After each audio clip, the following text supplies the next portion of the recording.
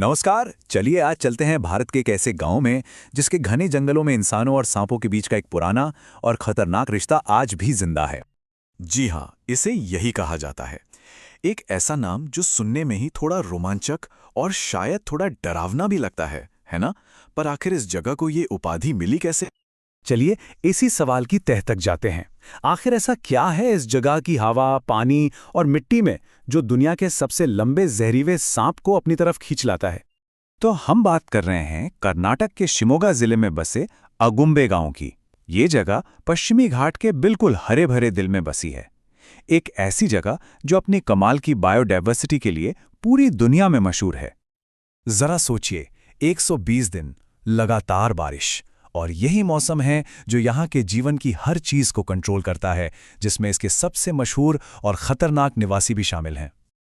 अगर साइंटिफिक भाषा में कहें तो इसे ट्रॉपिकल मॉइस्ट क्लाइमेट कहते हैं, मतलब लगातार नमी और गर्मी। और इसी की वजह से यहाँ इतने घने और जिंदा दिल जंगल बने हैं जो सांपों के लिए किसी जन्नत से कम नहीं है। और ये कोई ऐसी वैसी बारिश नहीं है।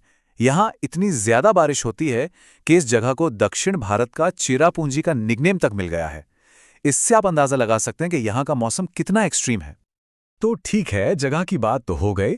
अब बात करते हैं यहाँ के सबसे खतरनाक निवासियों की, सांपों की। भारत में सांपों की इतनी किस्में हैं कि जानकर कोई भी हैरान रह जाए।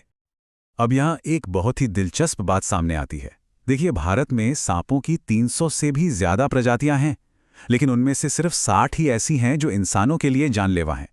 मतलब ज्यादातर सांप हमारे दुश्मन नहीं है, जैसा कि आमतौर पर लोग सोचते हैं। देखिए, सांप का जहर मेनली 3 तरह का होता है, और हर एक अपने आप में खौफनाक हथियार है। हीमोटॉक्सिन खून को जमाकर जेली जैसा बना देता है। न्यूरोटॉक्सिन सीधा नर्वस सिस्टम पर अटैक करके उसे बंद कर देता है।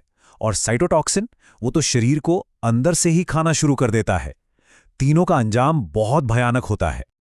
तो इस जहरीले कॉकटेल का इलाज क्या है? इसका जवाब है एंटीवेनम। और ये एंटीवेनम कैसे बनता है, ये कहानी विज्ञान और सदियों पुराने ज्ञान के एक कमाल के संगम की है।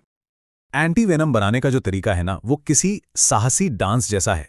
सबसे पहले बहुत सावधानी से सांप का जहर निकाला जाता है। फिर उसकी एक बहुत छोटी सी डोज एक घोड़े को दी जाती है।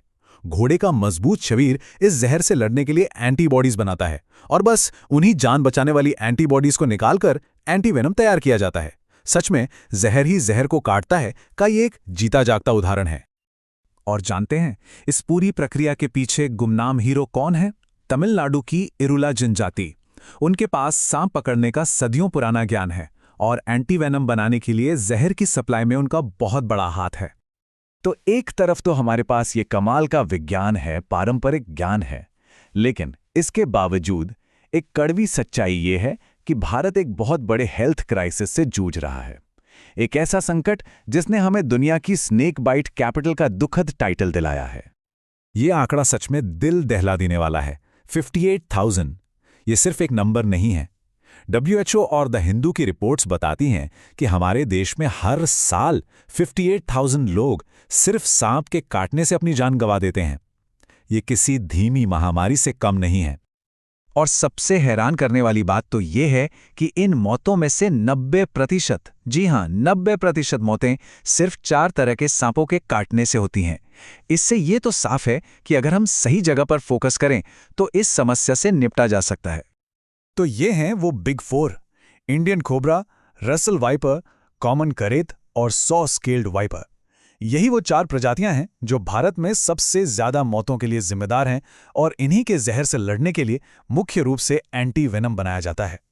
तो आखिर में सवाल यहीं आकर खड़ा होता है। एक ऐसा देश जहां सांपों को पूजा भी जाता है और जहां एंटीवेनम बनाने का विज्ञान भी है, वहां सांप का काटना आज भी इतना बड़ा राष्ट्रीय संकट क्यों बना हुआ है?